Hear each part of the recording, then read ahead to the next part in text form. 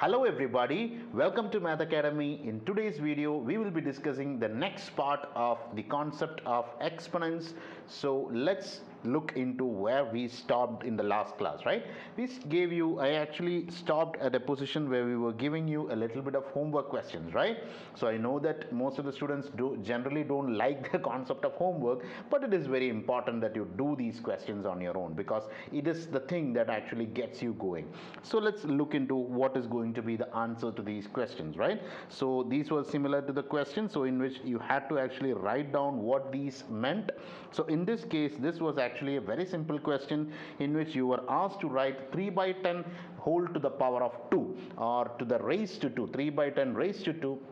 So in this case, this is going to be how much? It is going to be written as 3 by 10 into 3 by 10. It is written as 3 by 10 into 3 by 10. That means that when you actually wrote 2 raised to 2, we wrote it as 2 to the power of 2 was written as how much? 2 into 2. Similarly, when you have 3 by 10 whole to the power of 2 or to the power of 2 means you have to write it 2 times. That's it. Now when I'm having 4 by 3 to the power of 2, what is it that I'm supposed to write? I'm supposed to write 4 by 3 into 4 by 3. It is just in the same way. You see, there is nothing special for fractions. Fractions also behave in the same way itself. So in that sense, you can write 4 by 3 the whole to the power of 2, or 4 by 3 to the power of 2 is going to be written as 4 by 3 into 4 by 3. Now you are mixing both of them together, right? We are mixing both of them together. Again, it is going to be similar. In this case, what is going to be your answer, dear friends? It is going to be equal to 3 by 10 into 3 by 10 stands for which part? It stands for this part, right? In this case, you can see that the base happens to be a fraction, which is going to be 3 by 10, and the exponent happens to be 2, which is going to be a whole number. So you can see 3 by 10 is written how many times? 2 times. Now again, I'm going to multiply with, again, what is the answer that is going to be? Again, you can see that 4 by 3 happens to be my base, and what is going to be my exponent? My exponent happens to be 2. So in this case, it is going to be written as 4 by 3 into 4 by 3. Yes, now I hope the concept is very much clear to you, right? So we have understood what is the meaning of exponents, and we actually did all the homework questions also in this lecture. Now that seems to be nice, right? So let's move on to the next portion, and without wasting much time, I'll be showing you how to find out. Say if I'm giving you just a number, how will you actually find out that whether you can write it in the form of a exponent, right? That is going to be what we will be using. For that, we'll be using the concept of prime factorization. We'll be using the concept of prime factorization. So without wasting much time, let's go into the next section. So moving on to the next section, it was going to be, the heading is going to be nothing but it's going to be called as prime factorization. Yes, we are going to call it as prime factorization. Now let's see, what do you mean by prime factorization? We have already studied the concepts of prime factorization in our previous lectures. So let me write down the question for you. I'm going to write down a question which is going to be 32 is equal to 2 to the power of n, and I'm asking you to find out the value of n. Find out the value of n. Oh, now that seems to be a difficult question, right? Now what is this n standing for? N is standing for a variable. We have studied the concept of variable earlier itself, right? We have already studied the concept of equations and variables, and this happens to be a variable. We have already just been used to seeing x as a variable, but it is not necessary that the letter x needs to be used always for a variable. Any letter can be used for variable, and in this case I have chosen to use the letter n to be my variable. So the question is, you can see that in this question you can see 2 happens to be my base, right? 2 happens to be my base and n happens to be my exponent. So 2 happens to be my base and n happens to be my exponent. Now what you are supposed to write is, how should I write 32 in such a way that, how can I write 32 in such a way that it happens to be a number of multiples of 2? That means that I need to rewrite the number 32 such that it is going to be a number of multiples of 2. That means that 2 into 2 into 2 into 2 into something like that, right? How many times? I have to write it how many times? I have to write it n times, and I am asked to find the value of this n. We have to find the value of n. That is our job. Now let's see, how can you actually find out this value of n, for which I will use the concept of prime factorization. Now let's see, how am I going to use the concept of prime factorization in this case? Let's see, friends. Let's see. I'm going to use this concept, like I'm going to write down 32, the number 32 here.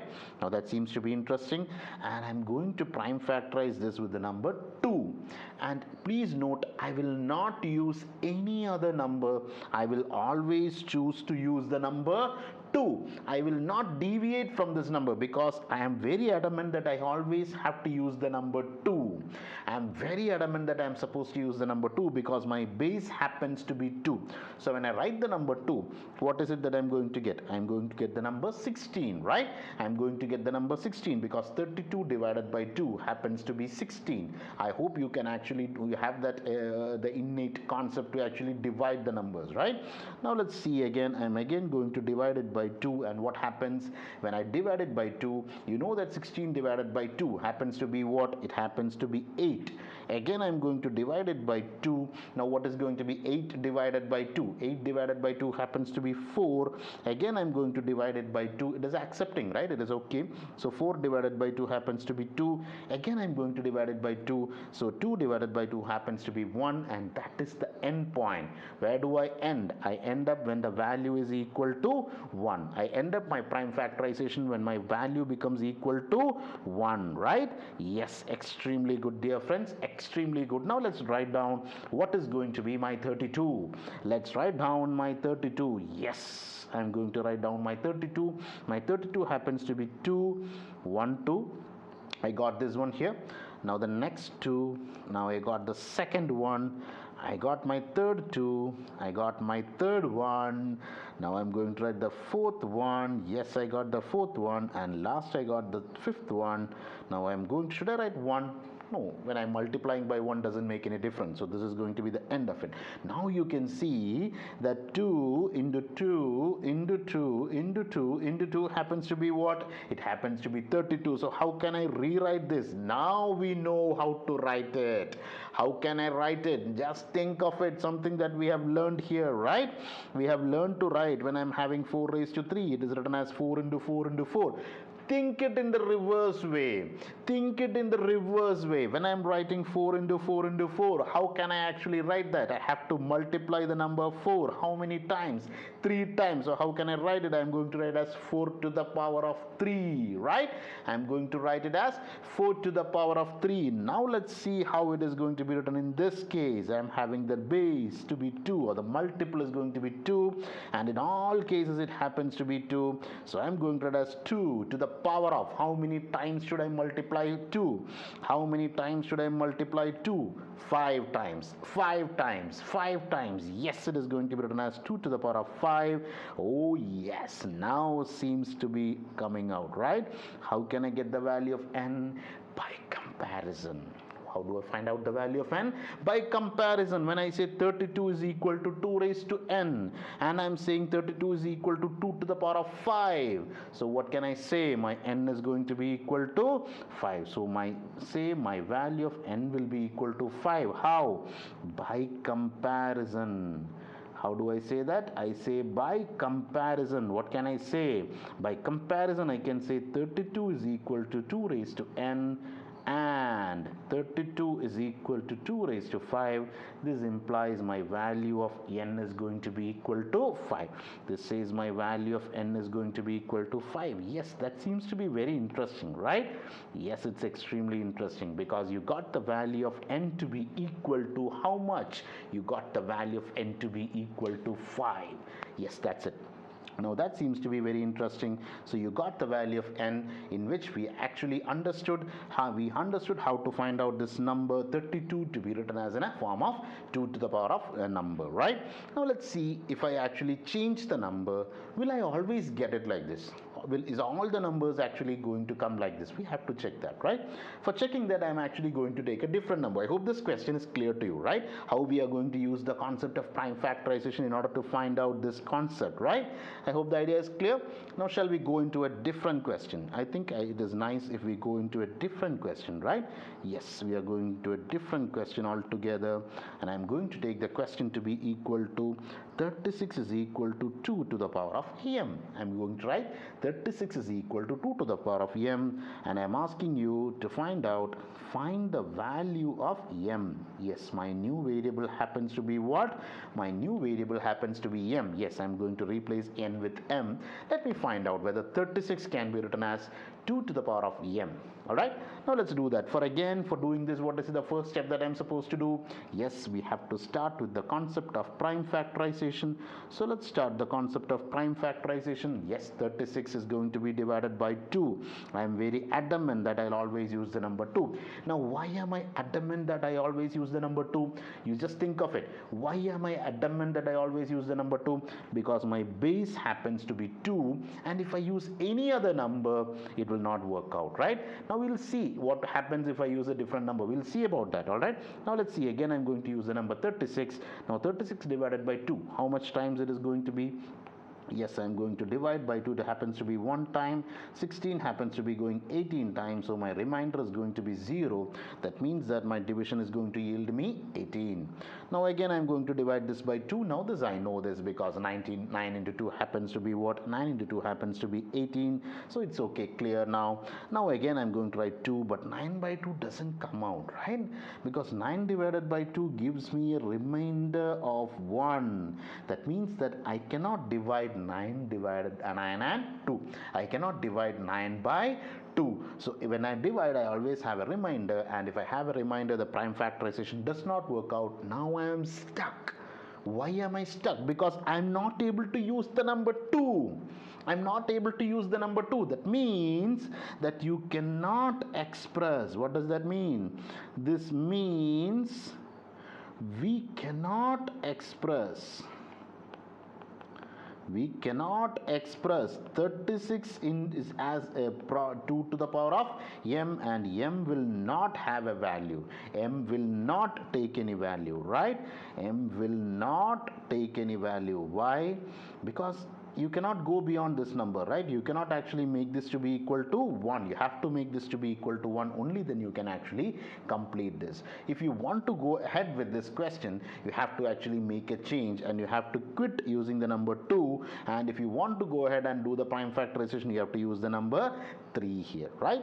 Now let me actually try and use the number 3. I'll just draw a line here, and I'm trying to use the number 3, and it is going to yield me 18. Again, I'm going to yield 9, 3, 3, 3, 1. That means that 36 can be written as 2 into 2 into 3 into 3, right? It can be written as 2. This 2 is coming here. Another 2 comes in. Another 2 comes in. Another 3 comes in. Another 3 comes in. Another 3 comes in. 3 comes in. So this is going to be written as 2 into 2 into 3 into 3. So how is it now going to work out? Now, I hope you have actually seen something like this, right? You can actually write it down in a way that is going to be written as, it is going to be written as how much? It is going to be written as 2 into 2 is going to be written as 2 to the power of 2 into 3 can be written as 3 to the power of 2. Now you can say, you can write 36 as 2 to the power of 2 into 3 to the power of 2, but it can never be written as how much? It can never be written as how much? It can never be written as 2 to the power of a number. Now we'll come back and see, why did I choose not to use 3? Why did I choose not to use 3 here? And why did I say this cannot be expressed in 2 raised to m? Because if I always want to use another number other than 2, that means that I will have to change my base. I will have to change my base. You can see that when I actually, instead of using the number 2, when I decided to use the number 3, you can see that the base has changed. You can see that the base has changed. And why has the base changed? Because it is written as 3 into 3. And when you write 3 into 3, it is written as 3 to the power of 2. It is written as 3 raised to 2. That is the reason why. So if I want my base to be the same number, you should actually go ahead with the same number, right? So that means that the prime factorization is going to work in this particular manner, right? I hope the concept is clear to you, right? I hope the idea is a little bit bit clear? That means that it is not necessary that you can always express any number in this particular form. There are only selected numbers that actually take it, right? So if you want, we'll just give one more question in which we'll try to write down a number which is completely unfamiliar even to me. I don't actually know whether it is going to work out or not, but I'm going to write 432 is equal to 2 to the power of, say, x, and I'm asking you to find the value of x. Find the value of x, and let's see whether we will be able to find out the value of x. Let's see, we will be able to find whether we will be able to find out the value of x. For which, what is the first step that I'm supposed to do? What is the first step that I'm supposed to do? I'm going to do the prime factorization, friends. I'm going to do the prime factorization. I'll start with the number 2. Let's see what is going to work out. When I divide by 432 divided by 2, what is it I'm going to get? It is going to get 4. It's going to be good. 3, I'm going to get 1. Again 12, I'm going to get 6. So 12, 0. That means that I'm going to get the number to be equal to 216. Nice. It is working out. Again, I'm going to divide by 2. I'll be very strong and adamant that I'll always go by the number 2. Why? Because I want 2 to the power of x. Now when I divide again 216 by 2, what is the number that I'll end up getting? Shall I erase it, right? I don't think that is required right now. So I'm going to erase it, and I'm going to write 216 divided by 2. It happens to be 1201068. It is going to be 160. So my answer is going to be 108. I hope you know the division very well, right? I'm going very quick with division because I'm assuming that you're good with division, right? If you're not having if you have difficulty in division, you should actually work hard on division before actually going like this, right? You have to attend the lectures for division. So let's see. I'm going to do another prime factorization 2. Now when I divide 108 by 2, what is the answer that I'm going to end up getting? 108 divided by 2 happens to be 5. Again 10, 0, 8, 4, 8, 0. So again I'm going to get the answer to be equal to 54. It seems to be good, going good, right? We are going good. Nice. So I'm going to again divide 54 divided by 2. What is going to be my 54 divided by 2? Happens to be 2 times 4, 147. Oh my god, red flag, because 27 is not an even number. 27 is not an even number. When it is not an even number, I cannot divide by 2. It looks like I cannot divide by 2. I think it's a red flag. Let me see, but I don't generally trust like that. I'll just try to do it again. It is going to be 0, 7, 3 times 6, 1. Yes, I have a reminder. That means that 27 is not divisible by 2. That means that you are having a red flag, and that red flag means 2 raised to x is not going to work out. For which number? For 432. That means that 432 cannot be expressed as 2 to the power of a number. That means, what can you say? There is no number x.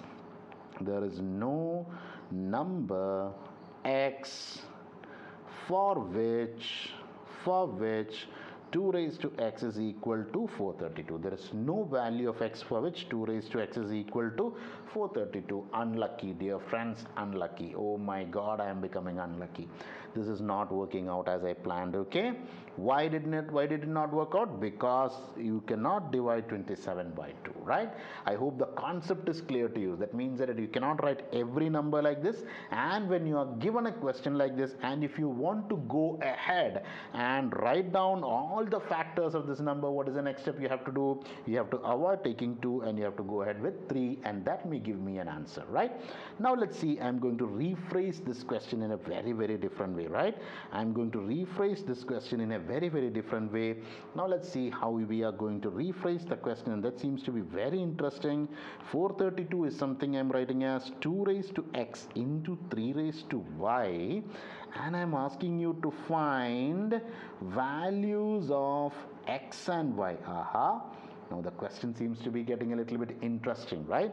Now I'm going to go ahead and use the same concept here that I used here, and I'm going to be a little bit quick here, right? So I'm going to do the prime factorization, and when I'm having an option like this, this shows me when I'm having an option like 2 raised to x into 3 raised to y means that I can actually factorize with two possibilities. The first possibility is that I can either use the number 2 or I can use the number 3. That means that I'm having the liberty to use both 2 as well as 3. I'm having the liberty to use the number 2 as well as 3. Now that seems to be interesting. Let's try doing that, right? I'm going to use the number 2. I know it is going to be what? It is going to be 216. I'm going to use 2. It is going to be 108. Again, I'm going to use 2. It is going to be 54. Again, I'm going to use 2. It is going to be 27. Should I use 2? So if I'm looking at it, I can see that I cannot use the 2, but I know that for a fact that when I divide it by 3, I'm going to end up getting 3 because 9 3s are 27. 9 3s are 27. 9 into 3 happens to be 3. Again, I can divide it by 3 because 3 into 3 happens to be 9. Again, I can divide it by 3 because 3 by 3 is 1. That means that I ended up, right? I have ended up, and I'm going to write down 432 in a very different way.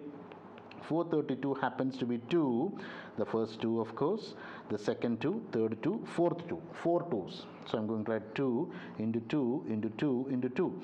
I have taken 1, 2, 3, 4. All the 4 2's have been listed out here. It's correct till now. How many 3's do I have? I have 3 3's. So it is going to be written as into 3 into 3 into 3. Now let's try to group it down, right? When I'm trying to group it, you can see that these numbers come together because they are actually with the same base. 2 into 2 into 2 into 2 can be written as how much? Yes, dear friends, think of it. How can I write this one? I can write this as 2 to the power of 4. I can write it as 2 to the power of 4. What does 2 to the power of 4 means? I can write as 2 is multiplied 4 times. 2 is multiplied 4 times. I'm going for the reverse of it. In the last set of questions or in the last lecture, we wrote 2 raised to 4 was written like this. Now I'm coming reverse of it. The same concept I'm coming in the reverse way. So 2 into 2 into 2 into 2 can be written as 2 raised to 4. And how can you write 3 into 3 into 3 into 3? How can I write it, friends? How can I write it? Yes, I'm going to write it as how much? Yes, I'm going to write it as, yes, multiplied by, I'm going to write it as 3 to the power of 3. I'm going to write as 3 to the power of 3. Why? Because 3 is multiplied 3 times. So you can say, what can you conclude? You can conclude that 432 can be written as 2 to the power of 4 into 3 to the power of 3. So that means what is going to be the value of x and y? That is a question, right? What is the question? The question is to find out the values of x and y. So what will you say? By comparison. What do you say? By comparison. Now comparison between whom? Between this expression. The comparison is between whom? The comparison between this expression and this expression yields me what? It yields me my value of x happens to be how much? 2 raised to x and 2 raised to 4. That means that x is equal to 4. So I'll say my x is equal to 4, and again my 3 raised to y and 3 raised to 3 is similar. That means that my y will be equal to 3. Aha! So you got the values of x and y.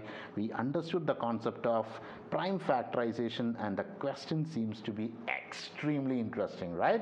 The question seems to be extremely interesting. So we have actually gone one way ahead. We actually wrote, if I'm having a number 3 raised to 4, it is written as 3 into 3 into 3 into 3 in the last class, and in this class we actually found out 3 into 3 into 3 into 3 can be written as 3 raised to 4. So we went that way and we came back the other way. So all the things have been done. We have learned how to go forward and how to come backward. Both the directions are very much clear, I hope so, right? And we also use the concept of prime factorization to express the number in any given manner, right?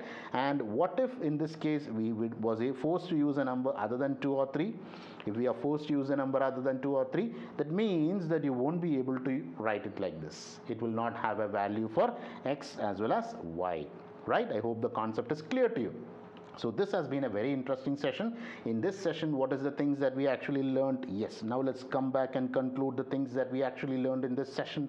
We started off by writing down what we actually, the homework questions in the last class, which actually we understood, right? 3 by 10 was considered to be my fraction, and we understood that this was my base and this was my exponent. I'm sorry, exponent is generally given in orange, so this is how you write it. Then we did another 2 questions and we cleared the idea of all the things that we studied in the last class, and we introduced another concept called as prime factorization and how we use prime factorization to write down or solve these kind of questions, right? So that I think is very much clear to you, and these questions actually are very important. All right, these questions and concepts are extremely important, and you should understand why we cannot write in certain situations. In certain situations you will see that m will not take any value. You have to understand the concepts where you don't get a solution. Getting an answer is fine, that is a very good way, but if you don't get an answer, you should be sure that what you are getting is also correct. When you say no answer is possible, you should be clear that no answer is possible, right? So I hope the questions are clear in this concept. So we have discussed the basic ideas regarding exponents in 2 different lectures, and we have studied 2 different concepts. In the next class we will be introducing the concept of a little bit of laws, right? There are some laws that govern it.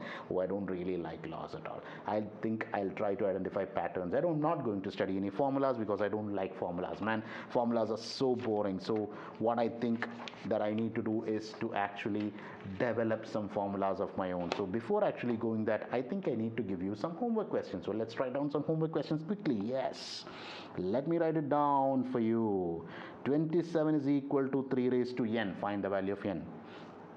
512 is equal to 2 raised to n. Find the value of n. 343 is equal to 7 raised to n. Find the value of n. So in this case you are forced to use 7. In this case you are forced to use 2. In this case you are forced to use 3. You cannot use any other number. And if you are not able to prime factorize with any other, if you are forced to use any other number, this means it has no solution, right? That's how it is going to be. In the next case it is going to be written in a different way. It is going to be 3125 is equal to 5 raised to n. In the next question is going to be 196 is equal to 7 raised to n into 2 raised to m. Aha!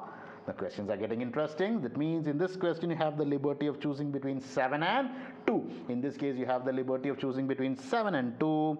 In the next question it is going to be 400 is equal to 4 raised to n into 5 raised to m. Aha! Aha, again you have the liberty of using both 4 as well as 5. So you may ask, 4 is not a prime, right? It's not prime, so how can I use it? Go ahead and use it, because we are not doing prime factorization. We are actually trying to solve this question, right? Now let's use the next question. Again, 400 is rewritten in another way. I am going to rewrite it as 2 raised to n into 5 raised to m. Aha, you are again introducing 400 in a different way using prime factors. Okay, so the earlier question was actually solved here. Now this is going to give you clue to the next topic that I'm going to teach you, right? So this is going to give you a clue about what is going to be teaching next. Now I really hope that you try all these questions on your own. I'll be seeing you in the next class with the next set of concepts in which we'll be discussing, and we'll try to identify new patterns. We'll try to develop new formulas, which we will call it as laws of exponents, and I don't accept any formula from anyone. I need to develop the formulas of my own. So I am Nikhil. I am teaching you the concept of I'm teaching you the concept of exponents in Math.Academy, and I'll be seeing you in the next class. I really hope you do all the homework questions on your own. Until then, it is me, Nikhil, signing off from this video. I'll be seeing you in the next class. Till then, it is a goodbye.